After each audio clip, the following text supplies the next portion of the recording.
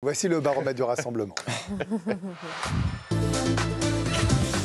Et c'est pas complètement faux, évidemment. Alors, il y a des tops et il y a des flops. Quels sont ceux qui ont marqué des points? Quels sont ceux qui en ont possiblement perdu, ou en tout cas qui n'ont pas marqué les esprits? On va démarrer avec Akliouche, Romain. Il a marqué le joueur de l'AS Monaco. Vous allez voir sur cette action, les images qui vont arriver. Il a marqué le deuxième but de l'équipe de France. Un centre au second poteau de Thuram, la remise de Gusto. Et il arrive lancé pour conclure du pied droit. Première titularisation et premier but avec les Bleus. Il a aussi été impliqué sur les deux autres réalisations françaises. On va voir les images par la suite. On va voir aussi un récapitulatif de son match avec les chiffres. Donc il a joué un peu plus d'une heure. Il a été remplacé par Florian Thauvin. Il a cadré son seul tir et donc il a marqué 42 ballons touchés. Il y a eu 9 centres. Il y a eu 20 passes réussies, dont 9 dans le dernier tiers du terrain.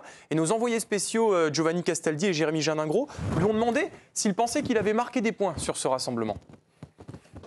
Je sais pas, j'essaie de donner le meilleur de moi-même à chaque fois que j'ai l'opportunité et de montrer que, voilà, que je peux apporter aussi à cette équipe. Et non, à chaque fois que j'ai la chance de jouer, c'est de être décisif ou d'essayer d'apporter offensivement et d'être présent aussi là défensivement. Alors Ambre, il avait fait une très bonne entrée contre l'Ukraine en deuxième mi-temps. Là, il marque, il est vraiment très bon. On voit qu'il est utile à cette équipe de France, soit en titulaire peut-être pour certains matchs ou en super sub. Il a quelque chose, ce gamin, ça on le savait, mais là il le prouve en bleu. Oui, je ne connais pas encore son statut dans la hiérarchie. Je ne pense pas qu'il prétende encore à une place de titulaire, mais il gravit les échelons, il saisit chaque opportunité, chaque fenêtre de tir pour se montrer. On voit dans l'efficacité, oui, mais surtout dans sa personnalité. Il a passé un step. C'est vrai qu'on sent qu'il est, il est moins sur la réserve, il s'implique davantage. Non, il ne se cache pas et il s'intègre doucement dans les circuits. Pour moi, c'est un vrai rassemblement référence pour lui. Regardez, ça dit tout. Il est en une de l'équipe aujourd'hui. Ouais. Je pense que c'est pas tous les jours pour Marc Ness Akliouche. Non, mais vous avez raison. Raymond Domenech, quand on est sélectionneur, qu'on a Akliouche comme ça, qui est à la lutte avec 2-3 autres joueurs, même si trop de talent, ça fait pas de mal, et qu'a priori, on sait a priori les 15-16 joueurs qui seront là. Quand on sort d'un rassemblement réussi comme ça, est-ce que vous le qualifiez de réussi d'abord? Est-ce qu'on a forcément marqué des points en vue de la Coupe du Monde? Ah, complètement. Il est réussi parce que même son entrée, je rappelle qu'il a une occasion d'entrer, un ballon en profondeur, et il peut marquer déjà sur son premier match. Il a l'avantage, c'est qu'il peut jouer un petit peu de partout. On a l'impression qu'il a une qualité de vitesse, d'enchaînement, il prend des risques, il essaye, il tente des choses, et il a un vrai volume de jeu qui, à ce niveau-là, est important. C'est sûr qu'il est coché maintenant sur la liste. Il en a dépassé quelques-uns, mais sans souci. Il sera au Mondial? Les patates chaudes pour Jérôme et Jeanne? À l'heure des choix, et Raymond l'a dit, il peut jouer un peu partout. Et je pense qu'à l'heure des choix, typiquement pour les postes de milieu de terrain, où on sait que là, la concurrence va être redoutable, quelqu'un comme Cherki, même si on adore ce type de joueur, il peut jouer qu'à un endroit. Enfin, il est vraiment efficace derrière l'attaquant. Magnès Akliouche, il peut être bon partout, et il l'a montré là. Il y a très peu de rassemblements jusqu'à l'annonce de la liste. Il y avait celui-là et encore 2, je crois, simplement, c'est ça? Ouais, c'est une tournée américaine. Ouais. Ça veut dire que là, quand tu as marqué des points là, tu vois, il a marqué des points et son concurrent que je viens de citer, pas du tout, je trouve. Oui, mais je ne sais pas s'ils sont en concurrence ou s'ils sont tous les deux dans la liste. Moi, j'ai le sentiment de croire qu'ils sont encore tous les deux sélectionnés. On parlera de Cherki tout à l'heure, parce qu'on l'a mis dans ceux qui ont été un peu moins bons. Oui, parce qu'il va y avoir l'équilibre dans l'annonce. 26, ne l'oublions pas, 26 joueurs. Il peut aller jusqu'à 26. S'il va à 26. Mais il peut y aller. Dans l'instant où ils sont tous cochés sur la feuille de match, il n'y aura pas de souci. Deschamps était contre le fait de mettre 2-3 joueurs dans les tribunes, ce qu'on peut comprendre. Oui, il peut être éventuellement en concurrence avec Cherki, mais... quand on voit comment il est aujourd'hui, il a joué libéré, il n'est plus du tout timide, il est beaucoup plus impliqué dans le collectif et ce match-là à Bakou contre l'Azerbaïdjan va très certainement lui faire du bien. Après, il faut qu'il continue de franchir les étapes avec l'AS Monaco. Il faut que sur des matchs de Ligue des Champions, on le voit encore un petit peu plus. Et je pense que c'est peut-être sur ces arguments-là que Didier Deschamps va être attentif. On va enchaîner avec un autre buteur. C'est Jean-Philippe Mateta. Et c'est déjà son deuxième but en équipe de France. Et regardez, on a fait ce comparatif avec Marcus Thuram parce que c'est ce qu'on reproche à Marcus Thuram qui n'a inscrit que 2 buts depuis ses débuts en bleu avec ses 31 sélections. Donc forcément, les statistiques sont en faveur de Jean-Philippe Mateta. On a l'impression qu'ils sont en concurrence les deux pour le poste de numéro 9 remplaçant. Et donc lui aussi, il profite du temps de jeu qui lui est offert pour essayer de faire douter Didier Deschamps. Ouais, mais c'est pas le même jeu. Hein. C'est un rêve, comme j'ai toujours dit. Et j'espère continuer l'aventure. Je vais tout faire en tout cas. Voilà, vous m'avez agacé Raymond Domenech. Il était parti alors qu'on a écouté Mateta. On a failli mettre Thuram dans les perdants du rassemblement parce que Mateta a marqué des points. Alors vous allez me dire, c'est pas le même jeu parce qu'il y en a un qui peut jouer à l'aile, c'est ça aussi. C'est ce que je viens de dire. Il est rarement bon à l'aile. Non, parce que Mateta, il est bon il y a des centres. S'il y a des centres, on voit, c'est son profil, le but qui marque. Il est là. C'est pas tout à fait le registre. Je pense que Thuram a un registre plus élargi. D'avancante. Donc en gros, vous me dites que le ballon, il est capable de jouer pour quelqu'un d'autre, il est capable d'aller à droite, à gauche. Il n'est pas spécifique. Oui, mais Raymond, tu as été sélectionneur et tu connais très bien Didier Deschamps. Tu sais qu'il a adoré Olivier Giroud. Le profil de Mateta coche absolument les cases de l'attaquant qui va se pointer la surface. Est-ce que j'ai dit qu'il ne serait pas? J'ai dit qu'on compare Thuram et mais Mateta. Dans l'esprit, ils ne pourront pas tous y être. Ce ne sont pas les mêmes joueurs. Mais est-ce que c'est pas, Raymond, c'est pas Mateta et Ekitike le choix à faire? Pas sûr, parce que pour moi, Ekitike, tu peux le mettre sur un côté. Attends, ça veut dire que le même problème qu'avec Kliouche et Cherki, tu peux prendre Mateta et Ekitike parce que Ekitike, il marque des points aussi. Je sais pas, parce que le problème, il marque des points contre l'Ukraine, il en marque pas contre. Mateta, c'est efficacité, rentabilité. C'est une vraie question. 3 matchs, 2 fois titulaire et titulaire 2 buts. Moi, je sais pas, le but qu'il met à Bakou, j'ai pas vu ça depuis Giroud en équipe de France. Dans l'attitude, dans le placement. Mateta. Il va très haut.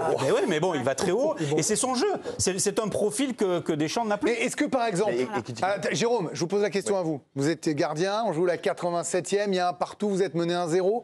Est-ce que c'est le genre de joueur absolument bonus pour les corners, les derniers centres, la folie même aider à défendre? Le gardien, il est pénible, lui, parce que... Est-ce que ça rentre dans la tête d'un sélectionneur? Il a même des moves un peu old school, il vient se coller, tu vois, voilà, donc moi, je trouve que ce joueur, effectivement, souvent la phrase, c'est un profil qu'on n'a pas. Effectivement, lui, c'est un profil qu'on n'a pas. Et je voudrais, pour terminer, qu'on parle de Michael Olise. Oui, parce qu'il a été l'auteur d'un très bon match face à l'Ukraine, notamment lorsqu'il a été replacé dans l'axe alors qu'il avait commencé à droite. On le voit ici servir à Kliouche dans le bon timing. Un nouveau caviar 2 minutes plus tard pour Ekitike dans la surface qui va trouver le poteau, l'attaquant des Reds. Et puis il avait fini par marquer le 2e but de l'équipe de France après un bon travail de N'Golo Kanté et surtout un joli enchaînement dans la surface de la part du joueur du Bayern Munich. Son 4e but en sélection. Et puis on va le voir délivrer une dernière offrande à Kylian Mbappé. Il aurait pu finir le match avec 3 passes décisives avec un peu plus d'adresse de la part de ses coéquipiers. Et justement, on a vu que le danger était garanti avec Michael Olise. 5 passes menant à un tir, 6 centres et 90,5% de passes réussies dans le dernier tiers du terrain. C'est une stat qui est assez exceptionnelle. Jeannot, vous me faites Michael Olise en 1 minute. Puis comme derrière, on parlera de Cherki, on y reviendra aussi. On va parler de la concurrence. Le Michael Olise de la 2e période. Moi, sur la première mi-temps contre l'Ukraine, on ne sait pas trop ce qu'il fait, lui non plus, à mon avis, dans le positionnement, dans ce qu'il peut apporter au collectif. Oui, mais il n'a pas apporté du tout. Alors que quand on voit sur les 45 minutes qui ont suivi ce qu'il a pu apporter, c'est énorme. Lui, par contre, a montré qu'il était au-dessus de Cherki. Et qu'on en parlera peut-être après dans les négatifs, et que Cherki aujourd'hui est plus peut-être un joueur sorti du banc qu'un véritable titulaire en équipe de France. Super sub, Sur ce match-là, il a surtout été meilleur quand Cherki est sorti. Mais c'est ça, parce qu'il a été repositionné. Oui. Il y a une autre lecture où l'équipe de France a été meilleure quand Olise a aussi élevé son niveau de jeu. C'est-à-dire qu'il est le baromètre de cette équipe. Si tu pars du principe que tu auras Dembélé, vous avez raison tous les trois. Oui. Si tu pars du principe que tu auras Dembélé à droite et que tu peux avoir dans un 4-2-3-1 Olise à ce moment-là. Oui, mais un Olise down, on voit que l'équipe est down aussi. Oui, c'est aussi ça le baromètre. Oui, mais il n'est pas down quand il joue en numéro 10. Gardez des forces parce qu'on va continuer à en parler. On va parler de Cherki, de Koundé, de Konaté et le bonus. Lucas Chevalier pour Alicia. Tout de suite. Lucas Chevalier bat un triste record pour ses premières minutes en bleu, même si encore une fois c'est dur de lui reprocher ce but. Aucun gardien de l'équipe de France n'avait encaissé son premier but aussi rapidement pour ses débuts depuis un certain René Liens, merci. Ancien gardien de but de 7 qui avait réalisé le premier doublé. Calmez-vous, Jeannot, là on l'a perdu. Non, c'est quelqu'un que j'ai eu le plaisir de rencontrer sur sa fin de vie et ça a été un moment extraordinaire. J'aime bien moi la date à l'époque. Oui. Et donc la date c'était en 1935. 35-36. Donc c'était il y a 90 ans, donc effectivement c'était à l'époque. Bravo. Oui, calcul mental, on est pas mal. Et bref, pendant les 10 minutes aussi de domination de l'Azerbaïdjan, il il a diffusé un peu de fébrilité, Lucas Chevalier, notamment son jeu au pied. Et derrière, le match a été beaucoup plus tranquille pour lui. Mais c'est vrai que cette première sélection, elle restera assez amère pour le gardien du Paris Saint-Germain. On en parle un peu. Alors, Jérôme, on avait commencé à évoquer ça. On a la chance de vous avoir en plateau, on va en parler. Vous vous souvenez du syndrome Areola, à un moment, au Paris Saint-Germain? C'était un tir, un but, le pauvre. À chaque fois, il se faisait canarder, il prenait des buts. Alors, il était souvent responsable, pas toujours. Est-ce qu'il peut y avoir dans la carrière d'un gardien des périodes, je ne dis pas que ça va rester éternellement, mais plus qu'un creux. C'est-à-dire qu'à un moment, je ne sais pas si c'est la baraka ou quelque chose qui a fui, qui fait que ça ne tourne jamais, quoi que vous fassiez dans votre sens. On a tous envie de parler de Lucas, donc je vais faire très vite. En fait, c'est ce qu'il diffuse, moi, qui m'inquiète. Il fait tout petit dans le but. À Lille, il se dégageait parfois, et je dis le mot, parfois à Lille, il se dégageait de la magie de ce gamin. Il avait une espèce d'élégance, de force, un espèce de mélange. Et ça fait quelques semaines, voire quelques mois, que je ne retrouve pas ça, en fait. C'est juste ça.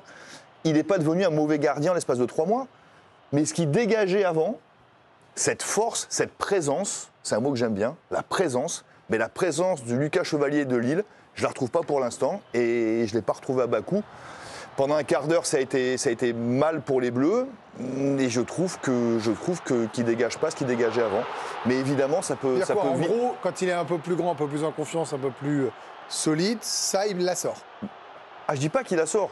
Je dis que par rapport à tout ce qu'un gardien doit diffuser, au PSG et en équipe de France pendant un quart d'heure, il n'a pas diffusé. Mais ça ne veut pas dire qu'il est devenu un mauvais gardien, surtout pas. Mais vous ne vouliez pas, non. Ah non, parce que là, je ne veux pas que ça vous... On s'est disputé la semaine dernière déjà. On s'est disputé la semaine dernière, ce que vous me disiez, pour moi, je comprenais sa forme du moment ne justifiait pas une sélection. Je comprenais la logique de groupe, et je comprenais moins. Pour moi, c'est une sélection de logique de groupe et c'est pas une sélection au mérite sportif. Mais alors, dans la logique de groupe, Raymond, quand vous actez que c'est votre numéro 2, là, on est parti pour ça, il n'y a pas de débat, qu'il n'a pas encore de sélection. Vous jouez un match pour du beurre avec les coiffeurs. C'est logique de le faire jouer, malgré sa méforme actuelle? Totalement, dans la mesure où il a choisi et il est le numéro 2. Vous auriez fait pareil? Complètement, il n'y avait même pas de débat, d'explication. C'est là où il faut le mettre, justement. Cette situation peut se reproduire à la Coupe du Monde. Sûr, ça va être le match ce qu'on appelle le match des coiffeurs, mais qui compte toujours, d'une manière ou d'une autre. Et cette équipe-là, elle doit montrer quelque chose, et ces joueurs-là doivent montrer quelque chose. Mais on fait un débat sur Chevalier. C'est pas un débat, on en parle. Mais Konaté, sur ce coup-là... attendez, il arrive, Konaté. Il arrive. Il arrive, Konaté. Non, mais bien sûr, on est d'accord. Il est complètement lâché par sa défense. Là, il est condamné à l'exploit. On arrive sur la défense. Les gars, les filles, on y arrive. Non, mais ce que je veux dire, c'est que le but, il ne représente pas, il est condamné à l'exploit, sinon on n'en parle pas. Non, mais on ne peut pas lui mettre un flop par rapport à ce match. On l'a pas mis dans les flops. Il y a eu discussion. Mais sur ce qu'il diffuse, c'est d'accord. Non, mais oui, je suis d'accord sur ce qu'il diffuse. Mais moi, j'ai envie de dire, foutez-lui la paix, laissez-lui le temps de revenir à son niveau. Foutez-lui la paix dans les émissions quotidiennes. Si on leur fout la paix, on bosse plus. Non, mais attendez. Mais vous l'envoyez jamais sur le banc. Non, mais Donnarumma, quand il arrive au PSG. On lui a pas foutu la paix. Vous l'avez pas foutu la paix? Bah non. Ah non. Areola non plus. C'était pas pire que ça. Trapp non plus. Et Sirigu non plus. Les 3 derniers parce qu'il y avait des exploits par moment. À part Navas. C'était pas pire que ça. Il n'y a que lui qui a fait un perfect, en fait. Laissons-lui retrouver son niveau. Mais par rapport à l'équipe de France, mettons-nous à la place de Deschamps. Il a décidé de le mettre numéro 2. Il avait 0 sélection. Il le fait passer devant Samba, qui a été numéro 2 en équipe de France. Vous changez la hiérarchie? Vous ne respectez pas la décision que vous avez prise? Mais attendez, parce qu'Alphonse Areola, dont je parlais, revient très fort en Angleterre. C'était juste, je termine là-dessus, Greg, si j'ai encore une seconde. On en parlait avec Raymond tout à l'heure. C'est un précédent pour moi, rapidement. Pour moi, Lucas Chevalier, dans l'ère moderne, c'est le premier gardien qui honore sa première sélection dans un creux sportif. Si on se rappelle bien. C'est tout ce que je disais. On cherchera. Ah ben vous pouvez, je l'ai fait à votre place ce week-end. Il m'a dit, je te sors la stat qui tue en fin de match. Mais dans la logique de groupe, c'est parfaitement logique. Je suis d'accord, mais il y a eu les Tizi qui s'étaient troués. Il y avait Frey qui s'était troué aussi. Mais Frey, quand il joue, il est meilleur gardien du calcio depuis 5 ans, Jeannot. Oui, mais il n'est pas bon en équipe de France. Mais c'est pas la question, je te parle d'avant. Non, il parle en club, du fait de. Non, mais aujourd'hui, on parle de possibilité. Je parle pas d'après ce qui s'est passé après. D'ailleurs, Raymond l'a pris à l'Euro après. Jérôme, on parle de possibilité de le voir évoluer le 3e match, comme disait Raymond. Mais s'il se blesse, Maignan. Donc on est tous en train de flipper parce que c'est Lucas Chevalier qui va se retrouver gardien de l'équipe de France. On flippe pas, c'est bien qu'il ait une sélection. Non, mais on se pose des questions. Maintenant, est-ce que ce match a fait du bien? On referme. Moi je pense que oui, parce qu'il a eu une sélection. Jeannot, regardez, hop là, il y a la barrière. On va passer au vrai flop parce que là c'était un bonus. Oula, cette musique à chaque fois. Jules Koundé nous a un peu déçu dans ce rassemblement. Oui, le titulaire sur le côté droit de la défense de l'équipe de France. Alors il a été aligné par Didier Deschamps face à l'Ukraine, pas face à l'Azerbaïdjan. Et ses centres ont manqué de précision. On en a compilé plusieurs meilleur sur cette séquence. Il n'a pas eu de travail défensivement, alors forcément on le juge sur son apport offensif. Et en fait globalement il traverse une période assez difficile, Jules Koundé. Vous le voyez, ses centres parfois trop courts, parfois trop longs.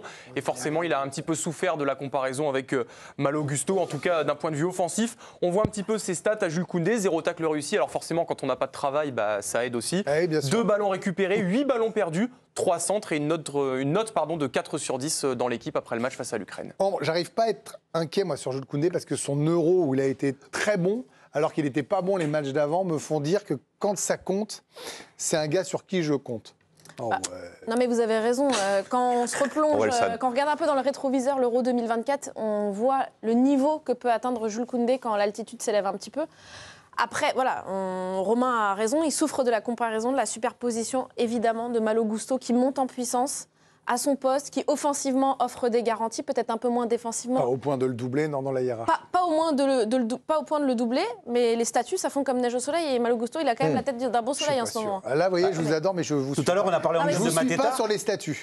Tout à l'heure, on a parlé en milieu de Mateta. Je pense qu'il a son rond de serviette en équipe de France et on sait à quel point Didier Deschamps compte sur ses cadres. En plus, il a une tête bien faite, évidemment, Jules Koundé. Donc je pense que même en club, c'est ce qui va devoir l'élever un petit peu. En Coupe du Monde, il a besoin de ne pas prendre de but. Et Koundé... Oui, mais si on parle... Ça dépend parce que c'est une question d'équilibre. Si on parle en bien de Mateta tout à l'heure, c'est aussi grâce au centre de Gusto. Vous n'aurez pas ce type de centre avec Koundé, je suis désolé. Alors Koundé va peut-être offrir un peu plus de garantie défensivement, ça je l'entends. Ça tombe bien, il n'y aura pas Mateta. Mais à un moment donné, dans la réflexion pour Didier Deschamps, peut-être pas comme titulaire sur les 3 matchs du premier tour, mais il y aura des choix à faire. Il y aura un choix à faire. Il y aura un équilibre si c'est dit. Sur l'apport qu'il y aura par rapport à l'adversaire. Il faut que j'enchaîne et on va pouvoir y aller avec Ryan Cherki. 0 tir cadré en 96 minutes sur les 2 matchs, sur les 4 qu'il a tenté. Forcément, pour un milieu offensif et un élément dont on attend beaucoup face à des équipes plus faibles, ça fait assez peu. Non mais on est très déçus, parce qu'on avait mis toute la semaine dernière que c'était le moment de prendre les clés, de devenir le leader. Moi j'ai été très déçu, mais je pense que ça ne l'empêchera pas Raymond de faire la Coupe du Monde de par son talent. Mais je pense qu'il a gagné sa place de super sub en fait. Je pense qu'il a montré à Deschamps. Je peux me tromper, je suis loin d'avoir la raison. Moi je dirais l'inverse. Ah bon ? Parce qu'il est rentré là. Et il a été super sub. Mais il est rentré, match, il a fait quoi ? Expliquez-moi ce qu'il a fait dans ce match. Il est rentré pendant une demi-heure, il a trottiné. Il a bien trottiné. Il a touché le ballon et il a trottiné. Non mais il a été décevant. Non mais si on le compare, très réducteur. Quand vous le défendez contre Benzema, il a été décevant. Non mais je sais, vous m'avez envoyé un message, je pense à la seconde où il est sorti. Évidemment, Ryan Cherki. Parce que je parle avec ceux qui me font vivre l'émission. J'avais vendu mon âme face à Raymond sur ce plateau pour dire évidemment que pour moi il avait une place à jouer dans le 11. Force est de constater, je dois faire mon mea culpa. Non mais il est déclassé pour moi dans le 11, mais je rejoins. Dans le groupe, oui. Pas dans le groupe. Pour moi, il a un talent mais qui est extraordinaire, inédit, dont Didier Deschamps ne pourra pas se passer. En revanche, c'est vrai qu'il doit faire plein de nouvelles choses. Par contre, la stat, je trouve que Romain, franchement, elle est un peu dure parce que sur toutes les stats. Ça y est, c'est Romain. Elle est factuelle. 0 tir cadré pour un numéro 10. Par exemple, les avant-dernières passes, le nombre de mètres parcourus et gagnés sur le terrain, il est premier partout. J'ai une autre stat, 2 dribbles réussis en 90 minutes. C'est Ryan Cherki. 2 dribbles réussis. Combien de ballons perdus ?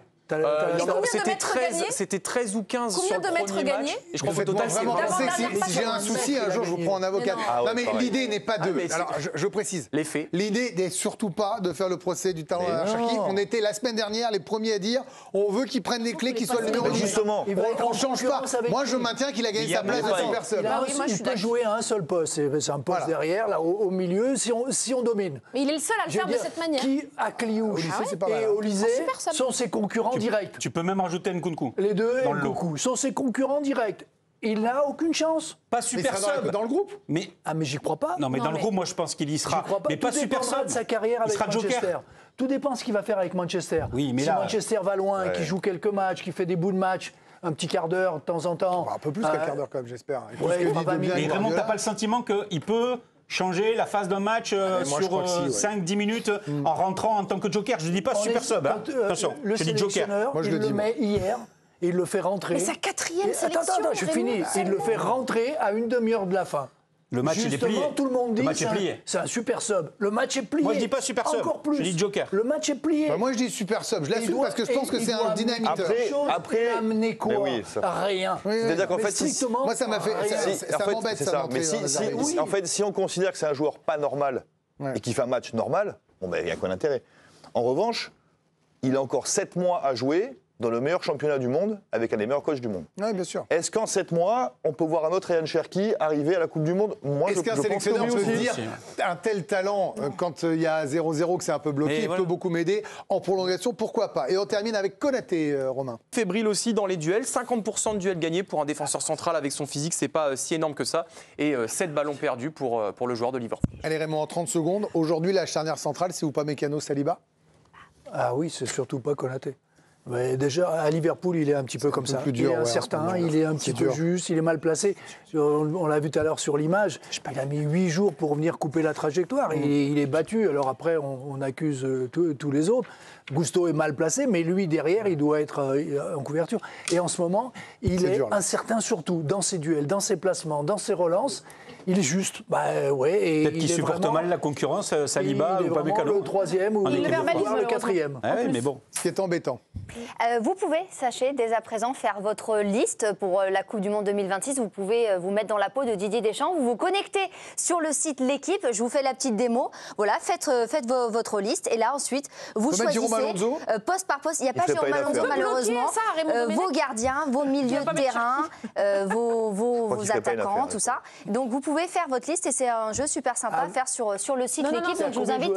26 joueurs ou 23? Oui. Pour toi, Raymond. 26 joueurs? Oui. Faites vos 26. Vous ferez vos 26.